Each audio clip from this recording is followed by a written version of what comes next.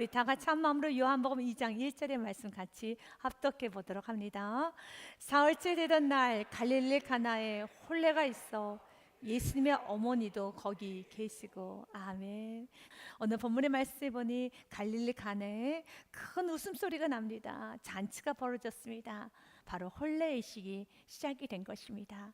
그 혼례의식에 예수님과 그의 제자들도 초청을 받았습니다. 2절 말씀에 보니 예수님과 그의 제자들도 혼례에 청함을 받았더라.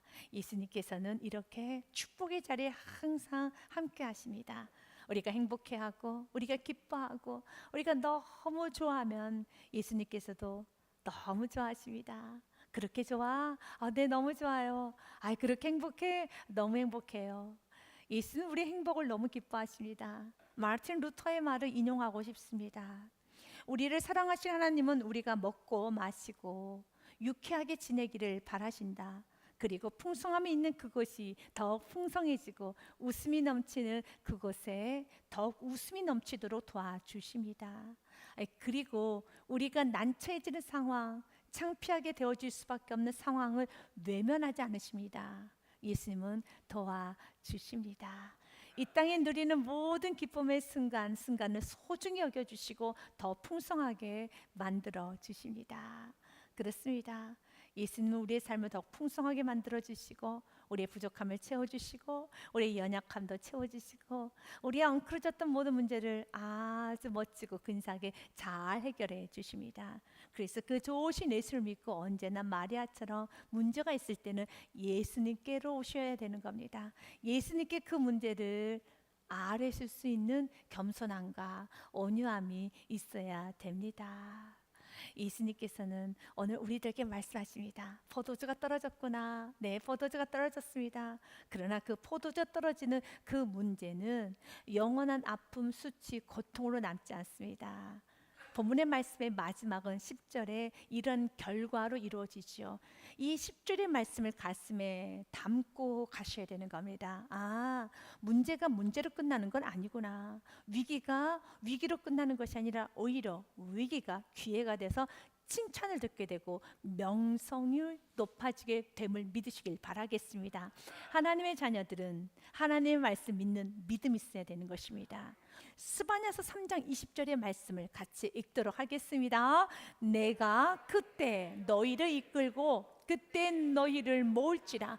내가 너희의 목전에서 너희의 사로잡힘을 돌이킬 때에 너희에게 천하 만민 가운데 명성과 칭찬을 얻게 하리라. 여호와의 말이니라. 아멘. 주는 약속합니다. 칭찬과 명성을 얻게 하리라. 문제인데 그 문제로 인해서 수치를 당하는 것이 아니라, 문제로 인하여서 수근수근거림을 당하는 것이 아니라 칭찬을 듣습니다. 명성이 높아지는 것입니다. 그 중심에 누가 계십니까? 예수 그리스도. 그래서 오늘 말씀을 통해서 주님, 나의 인생에 칭찬 듣기 원합니다. 나는 앞으로 어떻게 살아야 될지 잘 몰라요. 난 매우 연약합니다. 자신 없어요. 여러분의 인생 자신 있습니까? 완벽하게 살 자신 있습니까? 여러분 실수하지 않을 자신 있나요? 없지요. 그렇다면 예수님을 중심에 두십시오. 예수님을 중심에 두면 되는 겁니다. 예수님을 중심에 두었었을 때 그 위기가, 그 문제가, 그 엉클어졌던 모든 사건, 사고가, 모든 것은 더 풍성하게 예수님이 만지시기만 하면 아주 놀랍게 새롭게 반전이 됨을 믿으시길 바라겠습니다. 그래서 어떻게 축복으로 이어지는지, 어떻게 그 문제가 해결이 되어서 포도주가 떨어졌는데 떨어진 포도주가 더 풍성해지는지, 어떻게 해야지만 이런 놀라운 역사가 일어나는지 오늘 말씀을 통해 배우십시오. 그리고 그 말씀을 살아가 보시길 바라겠습니다. 본문의 말씀에 보면 3절 말씀에 포도주가 떨어진지라 라고 성경은 기록이 되어 있습니다. 포도주가 떨어진지라. 그때 예수님의 어머니가 예수님에게 이르되 저들에게 포도주가 없다 하니. 사랑하는 여러분, 첫 번째 문제가 있으니까, 포도주가 떨어졌으니까 그러면 예수님께로 나아가십시오. 예수님께 포도주가 떨어졌습니다 라고 겸손히 말씀하십시오. 예수님, 포도주가 떨어졌어요. 예수님, 자녀가 집을 나갔어요. 예수님, 부부 사이에 문제가 있어요. 예수님, 물질이 없어요. 집이 없어요. 나의 수치스러운 과거가 드러났어요. 나의 모남이 드러났어요. 예수님, 내 영혼이 지금 무너졌어요. 예수님, 우리 가정이 무너졌어요. 이 문제를 어떻게 해결될지 모르겠어요. 예수님께 그대로 보이는 겁니다. 그러면 예수님은 치료하여 주세요. 도와주십니다. 마리아는 너무 멋져요. 마리아는 문제가 있을 때 그 문제를 가지고 이 방법 저 방법 써보고 이제는 하다 더 이상 할 수 없을 때 기도나 해볼까? 라는 마음으로 예수님께 나오는 것이 아니라 곧바로 예수님께 나옵니다. 물질 낭비하지 않습니다. 시간 낭비하지 않습니다. 감정 소비하지 않습니다. 곧바로 예수님께 나아갑니다. 우리도 그렇게 살아야 됩니다. 왜냐하면 좋은 건 다 위로부터 옴을 믿으시길 바라겠습니다. 야고보서 1장 17절 말씀에 보면 온갖 좋은 은사와 온전한 선물이 다 위로부터 빛들의 아버지 하나님께로부터 내려오나니 그는 변함도 없으시고 회전하는 그림자도 없으시니라. 아멘. 아버지께만 좋은 게 있어요. 그래서 아버지께로 나아가라는 것입니다. 아버지 하나님 앞에만 기쁨이 있습니다. 시편의 말씀 16편의 말씀에도요, 주께서 생명의 길을 내게 보이시리니, 주님께서 보여주십니다. 생명을 찾고 싶습니까? 길을 찾고 싶습니까? 회복을 받고 싶습니까? 주께서 생명의 길을 내게 보이시리니 주의 앞에는 충만한 기쁨이 있고 주의 오른쪽에는 영원한 즐거움이 있나이다. 예수님께 나오셔야 됩니다. 마리아는 다른 것으로 가지 않습니다. 곧바로 예수께 나아가서 예수님, 포도주가 떨어졌어요. 예수님, 이런 문제가 있어요. 예수님, 나에게 이런 슬픔과 이런 부족함이 있어요. 예수님께 아뢰입니다.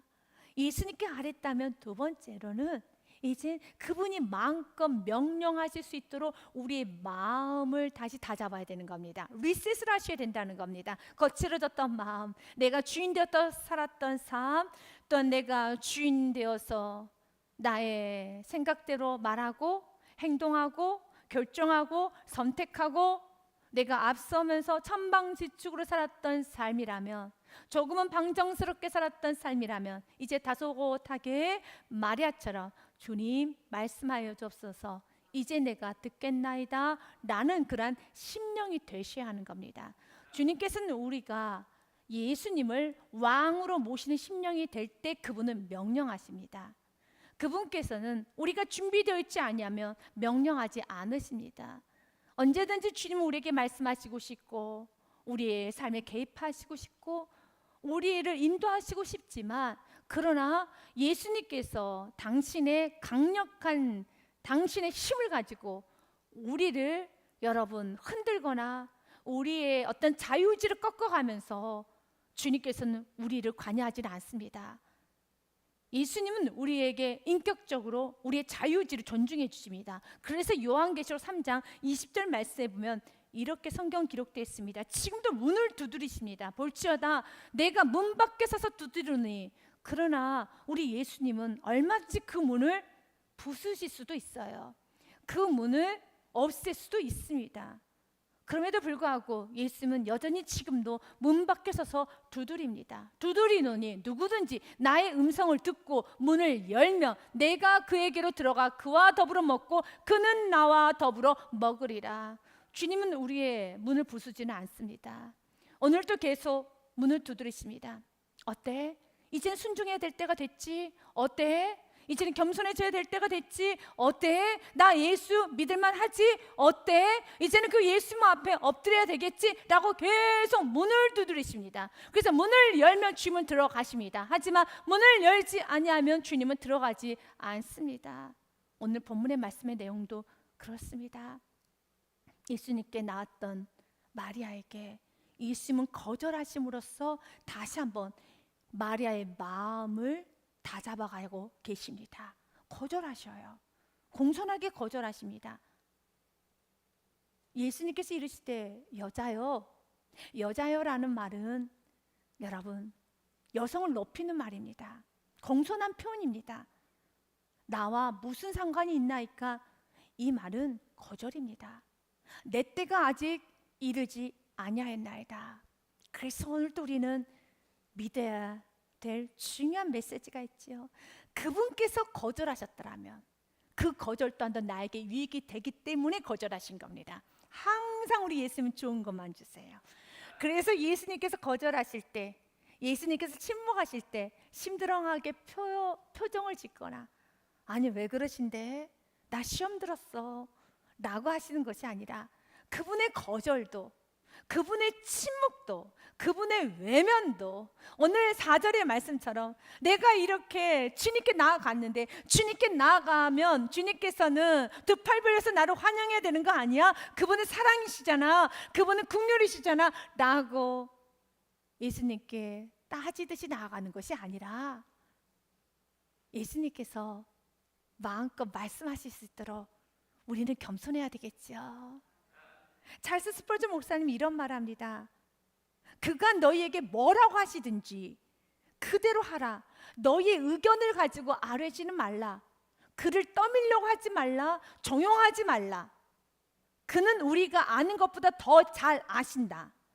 뒤로 물러서라. 그리고 그가 말씀하시기까지 기다리라.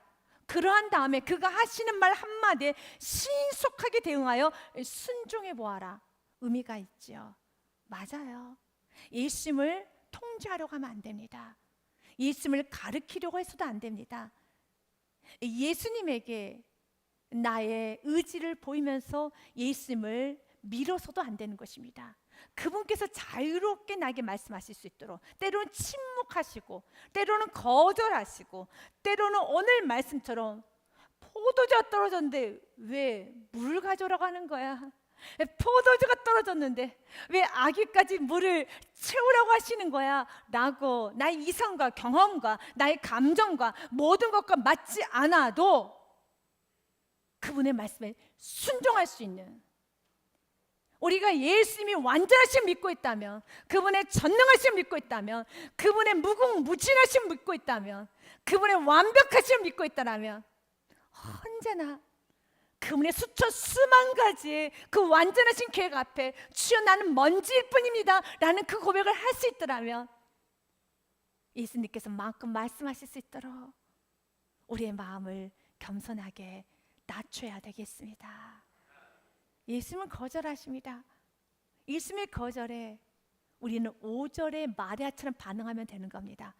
예수님이 거절하셔도, 예수님이 침묵하시고, 예수님께서 외면하셔도 우리는 5절의 말씀대로만 가면 되는 겁니다. 이것이 우리의 자세, 우리가 올 한 해 살아가야 될 태도인 것입니다. 5절의 말씀 같이 읽겠습니다. 그의 어머니가 하인들에게 이르시되 너희에게 무슨 말씀을 하시든지 그대로 하라 하니라. 아멘. 이렇게 살아야 되는 겁니다. 주님, 어떠한 말씀이든지 나는 따르겠습니다.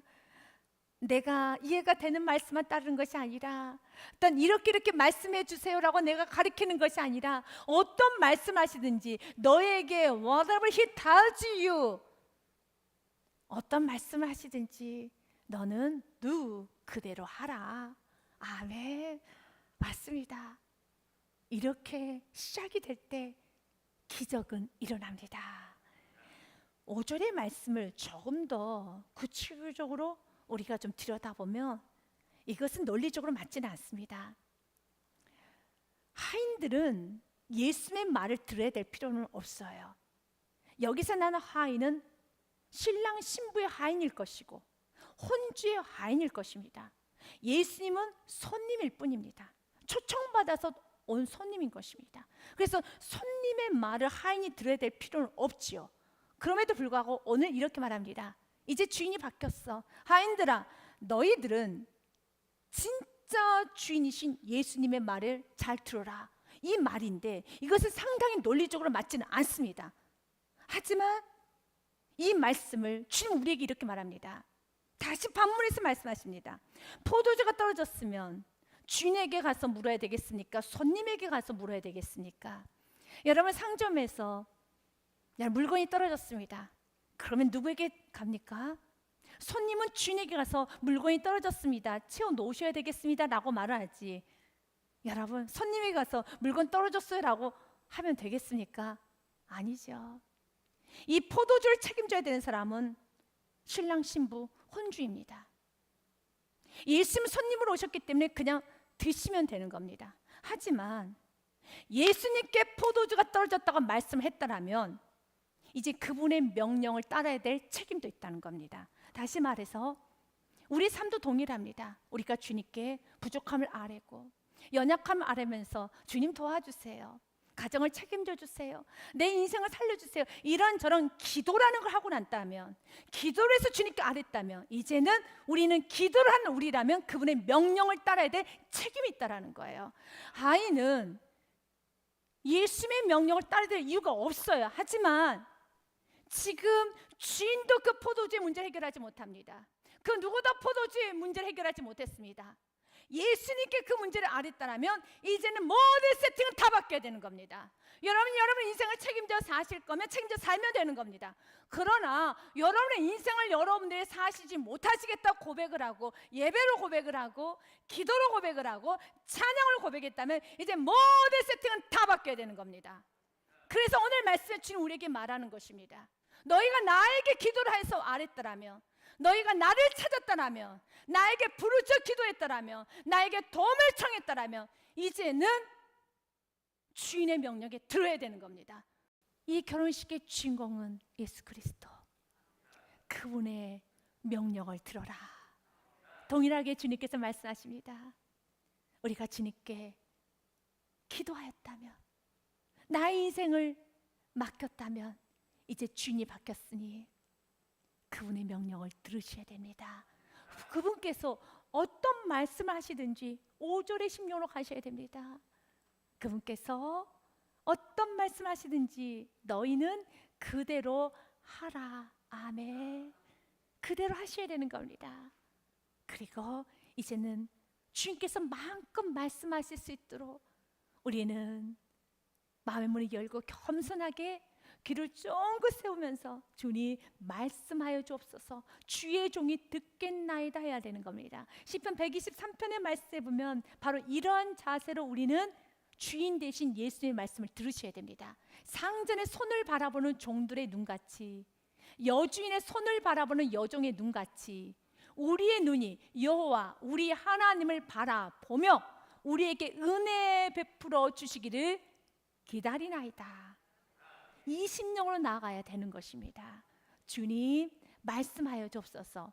왜냐하면 순종하고 싶다고 해서 순종이 되는 게 아니에요. 순종을 하려면 순종할 말씀이 있어야 되는 겁니다. 순종의 전제는 명령입니다.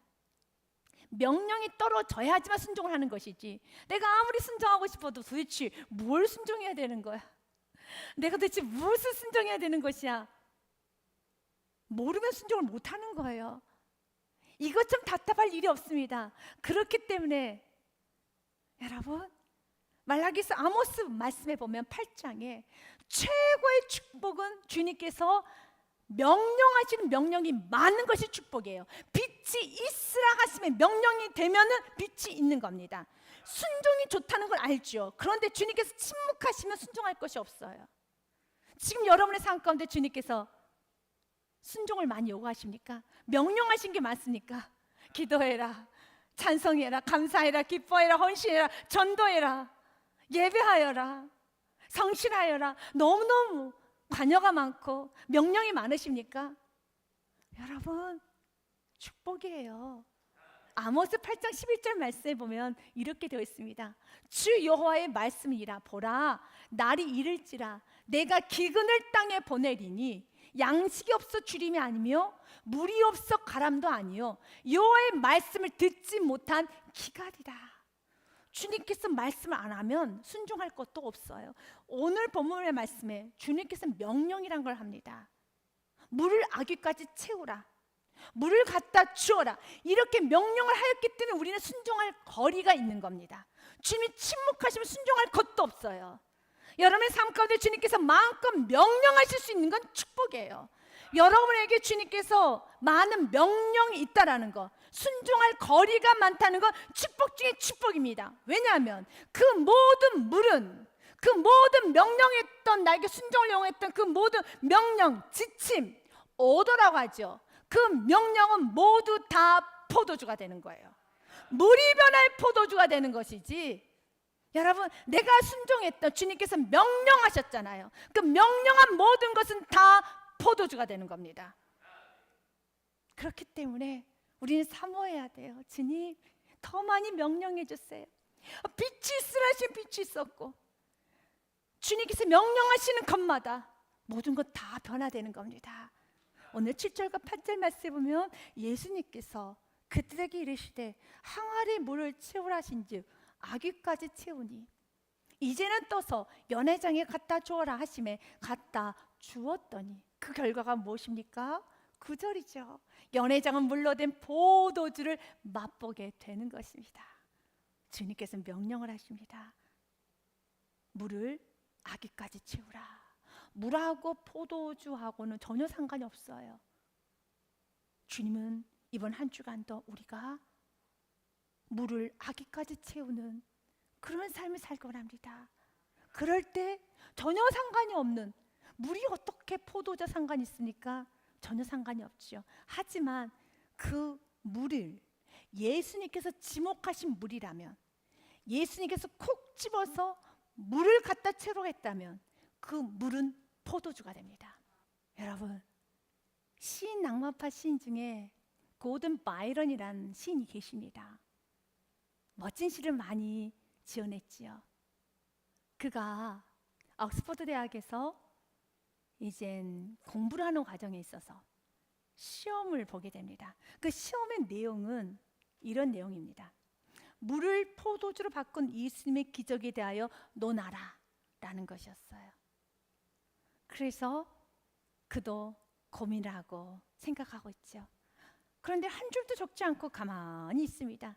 너무 답답한 나머지 교수님이 찾아와서 학생, 한 줄이라도 적게나, 한 줄도 안 적으면 어떻게 되겠나, 뭐라도 적어야지 라고 말합니다.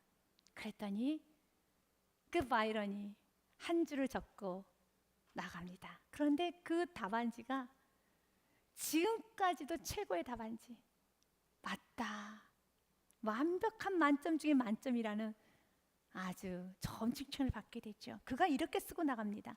물이 그 주인을 만나니 얼굴을 붉히더라. 멋지죠? 주인을 만나면 얼굴이 붉어져야죠. 주인을 만나면 꺾어줘야죠. 주인을 만나면 다소곳해져야죠. 주인을 만나면 발그스러져야죠. 우리의 시간의 주인을 만나면 시간이 굉장히 성실해지고, 여러분, 깨끗해져야 돼요. 우리의 몸이 주인을 만나면 우리의 몸이 거룩해져야 돼요. 우리의 물질이 주인을 만나면 우리의 물질이 규모 있게 깨끗해져야 되고, 우리의 생각이 주인을 만나면, 우리의 삶이 주인을 만나면 아름다워져야 돼요. 저는 스펄전 목사님의 글로 여러분에게 도전을 하고자 합니다. 내가 진짜 부흥을 원하고 있는가? 회복을 원하고 있는가?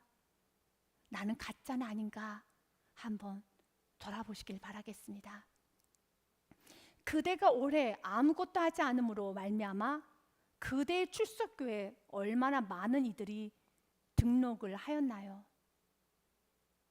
아무 일도 하지 않는 그대의 믿음으로 인하여 여러분의 교회에 얼마나 보탬은 되셨나요?